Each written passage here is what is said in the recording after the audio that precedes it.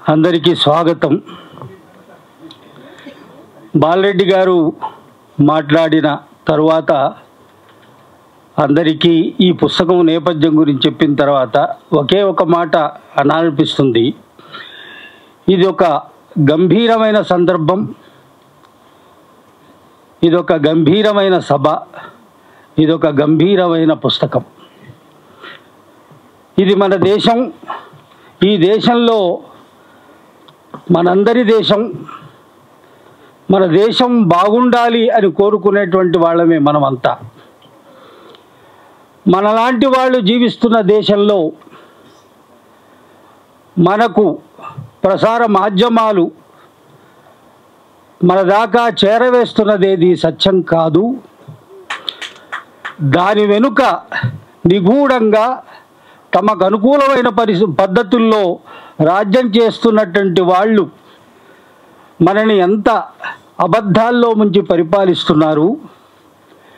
ఎంతమంది కేవలం స్వేచ్ఛ కోసం, కేవలం తమ ఉన్న ప్రాంతంలో కాలంలో జరుగుతున్నటువంటి విషయాలను ప్రశ్నిస్తూ ఉండటం మూలకంగా ఆ పేర్లు కొత్తగా ఊపాలు, సిఏఏలు, రకరకాల చట్టాలని తీసుకొచ్చి కొద్దిగా మాట్లాడిన వాడిని, కొద్దిగా తెలివి తెచ్చుకున్న వాడిని, కొద్దిగా 10 మందిని పోగు చేసేది తప్పురా అని చెబుతున్న వాళ్ళని రాజకీయ ఖైదీలు చేస్తున్నారు.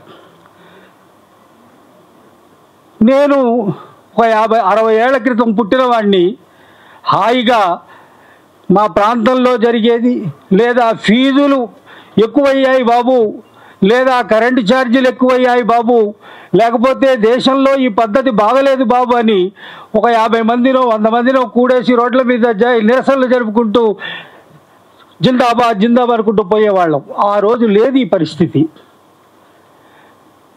లేదు, ఈ దేశం మారాలి, మొత్తం అందరూ కలిసి నవ్వుతూ హాయిగా సంతోషంగా బతకాలి అని కోరుకునే వాళ్ళు పాటలు కట్టి పోరాటాలు చేసి వాళ్ళ పద్ధతుల్లో పోరాటాలు చేస్తుంటే వాళ్ళు చేస్తున్న పోరాటాలు ఎంత గొప్పగా చేస్తున్నారు మన కోసం, ఎంత గొప్పగా పాడుతున్నారు మన కోసం అనుకున్న రోజుల్లో ఇటువంటి నిర్బంధాలు లేవు. ఎక్కడికంటే అక్కడికి స్వేచ్ఛగా ఉండేటువంటి దేశంలో పుట్టిన వాళ్ళంగా, స్వేచ్ఛగా ఆలోచించే వాళ్ళుగా ఉన్న కాలం ఒకటి ఉన్నది. 2002లో గుజరాత్ మారణకాండ జరిగినప్పుడు ఒక 28 మందిని లౌకిక ప్రజాస్వామిక వేదిక అని కవులు కళాకారులం గుజరాత్ పరిసర ప్రాంతాలన్నీ తిరిగి వచ్చాం. ఆ రోజు 2002లో నేను కన్వీనర్గా ఉన్నటువంటి లౌకిక ప్రజాస్వామిక వేదిక 28 మంది వెళితే నాకు మొట్టమొదటిసారిగా వెన్ను జలధరించింది. మొట్టమొదటిసారిగా భయభ్రాంతుడయ్యాను. మొట్టమొదటిసారిగా మనుషుల్ని ఇలా కూడా చంపుతారా అనే వణుకొచ్చింది. అరే, ఏ దేశం రా ఇది? భారతదేశం నా మాతృభూమి, భారతీయులందరూ నా సహోదరులు, నేను నా దేశమును ప్రేమించుచున్నాను, సుసంపన్నమైన బహువిధమైన నా వారసత్వ సంపద నాకు గర్వకారణము అని ప్రతిజ్ఞ చేసుకుంటూ బతుకుతున్న తరం కదా మంది. ఆ తరం నుంచి నువ్వు మాట్లాడితే ఒక రాజకీయ ఖైదీ అనేటువంటి పేరుతో వచ్చేటువంటి ఒక ప్రమాదం ముంచుకొచ్చిన కాలంలో ఈ పుస్తకం ఆయా రాజకీయ ఖైదీలు అని పరిగణిస్తున్న వాళ్ళ దగ్గరికి వెళ్ళి వాళ్ళ బాధల్ని విని వాళ్ళు రాసుకున్న ఉత్తరాలు చదివి వాళ్ళు వేరే వాళ్ళతో ముచ్చటించినటువంటి విషయాలను విని ఒక దగ్గరికి తీసుకొచ్చి international solidarity for academic freedom in India అనేటువంటి సంస్థ, సుచిత్ర విజయన్, ఫ్రాన్సిస్కా రెచియా అనేటువంటి వాళ్ళు ఈ పుస్తకం తెస్తే మలుపు దానిని వాళ్ళ తెలుగులోకి తెచ్చింది. జైలులో ఉన్నటువంటి నతీషా సర్వల్ రాసిన ఒక ఉత్తరంలోని ఒక వాక్యాన్ని తీసుకొని ఆ ఉత్తరంలో ఆవిడ రాసింది, చందమామను ఎంతకాలం బందీ చేయగలరు? ఆ చందమామ అనేటువంటి ఒక సింబాలిక్, అది అమావాస్యకి పౌర్ణమికి మధ్యన కొద్దిగా లోపలికి వెళుతుంది, చీకటి అవుతుంది, మళ్ళీ పౌర్ణమి వస్తే వెలుగులోకి వస్తుంది. మన మనుషులకు కూడా, మనకు కూడా, మన సమాజానికి కూడా ఒకసారి చీకటి తర్వాత వెలుగు వస్తుంది అనేటువంటి ఒక స్ఫూర్తిని నింపే వాక్యాలతో ఈ పుస్తకం మన ముందుకొచ్చింది. అయ్యా, ఈ దేశంలో బహువిధమైనటువంటి కల్చర్ ఉన్నది, అనేక మతాలు ఉన్నాయి, భిన్నత్వంలో ఏకత్వం అనేటువంటి దేశం, గంగా జమున తహజీబ్కి ప్రపంచంలో పేరు మోసినటువంటి దేశం ఇది. ఇక్కడ పుట్టినటువంటి ప్రతివాడికి జీవించే హక్కు ఇచ్చినటువంటి గొప్ప రాజ్యాంగం ఉన్నది.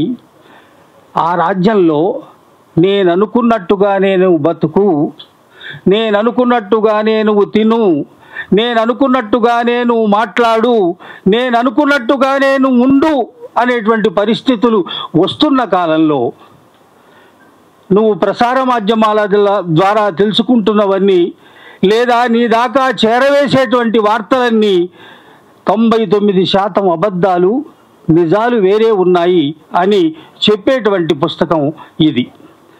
ఈ రాజకీయమైనటువంటి ఖైదీలు, రాజకీయంగా లోపల ఉన్నటువంటి ఖైదీలు, వాళ్ళ కుటుంబ సభ్యులు మాట్లాడితే అసలు చరిత్ర ఏమిటి, అసలు జరుగుతున్నదేమిటి, వాస్తవాలు ఏమిటి తెలియజెప్పేటువంటి అనేక కథనాలు దీంట్లో ఉన్నాయి. కేవలం పుస్తక ఆవిష్కరణ చేసుకోవడం మాత్రమే కాదు, కేవలం ఈ పుస్తకాన్ని రిలీజ్ అయింది, ఇన్ని కాపీలు కొనుక్కోండి, చాలా పుస్తకాలు అమ్మైనటువంటి ప్రకటన చేయడం మాత్రం కోసం వచ్చిన పుస్తకం మాత్రమే కాదు, మన యొక్క బాధ్యతను తెలియజెప్పే, మన లోపలికి మనం మనుషులనరా, మనుషుల పక్కన మనుషులు ఉండాల్సిన మనుషులనరా, మనం మనుషులనరా, ఈ దేశ సంపదలనరా, మనం మనుషులనరా, ఈ భారతదేశపు ముద్దు బిడ్డలనరా, మనకు జీవించే హక్కు ఉన్నదిరా, మన కోసం ఎవరైతే మాట్లాడుతున్నారో అక్కడ జైళ్లలో రాజకీయ ఖైదీలుగా ఉంటున్నారా అని తెలియజెబుతున్నటువంటి పుస్తకం. అందువల్ల ఈ సభ ఒక గంభీరమైన సభ అన్నాను, ఈ పుస్తకం ఒక గంభీరమైన పుస్తకం అన్నాను. ఇక్కడ ఉన్న వాళ్ళంతా ఈ గంభీరమైనటువంటి విషయాల మధ్య ఈ సందర్భంలో ప్రతి మాటను, ప్రతి చేతను మనం వేసే అడుగులో, మునుముందుకు వేసే అడుగులో ఆచితూచి ముందుకు వేయాల్సినటువంటి సందర్భంలో దీని నుంచి స్ఫూర్తి పొంది మనదైనటువంటి గొంతును, మనదైనటువంటి రెసిస్టెన్స్ను క్షణము ఈ సమాజానికి అందించాల్సినటువంటి స్థితిలో ఉన్నామని ఈ పుస్తకం గుర్తు చేస్తుంది. ఈ పుస్తకాన్ని వాళ్ళు ఆవిష్కరించుకుందాం. నాకు నిర్వాహకులు చెప్పిన అంశం ఏంటంటే, ఇది ఆవిష్కరించుకున్న తర్వాత ప్రకాష్ రాజ్ గారు మాట్లాడరు, వెంటనే వేణుగోపాల్ గారు మాట్లాడతారు, ఆ తర్వాత ప్రకాష్ రాజ్ గారు తదితరులు మాట్లాడతారు అన్నారు. దాంట్లో ఎవరైనా సవరణలు ఉంటే చెప్పండి సార్. అలానే చేద్దామా బాలరెడ్డి గారు? అలానే చేద్దామా? అయితే ఇప్పుడు ఈ పుస్తకాన్ని ఆవిష్కరించమని నేనైతే సినీ నటులు ఈ రకమైన మాటలు అంటున్నారు, కానీ నేను భారతదేశపు ముద్దుబిడ్డ, అవసరమైన కాలంలో అవసరంగా వచ్చినటువంటి ముద్దుబిడ్డ ప్రకాష్ రాజ్ గారు ఆవిష్కరిస్తారు.